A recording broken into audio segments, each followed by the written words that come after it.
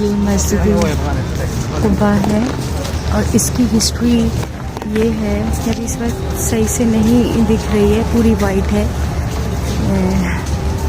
ये इस्लाम की पहली मस्जिद है। यहाँ एक कुआं था जिसमें खारा पानी था और यहाँ के जो पेड़ थे वो रसूल अल्लाह को झुक के सलाम किया करते थे और वो कुएं का पानी जब रसूल अल्लाह ने अपनी अंगूठी उसमें डाली तो वो खारे से मीठे में तब्दील हो गया। बहुत फजीलत है इस मस्जिद की। यहाँ मैंने नमाज अदा की है जैसे कि अभी सबको बताया।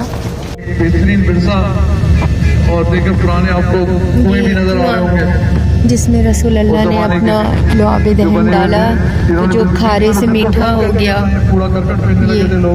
लेकिन कहीं उतर के जाने की इजाज़त नहीं है।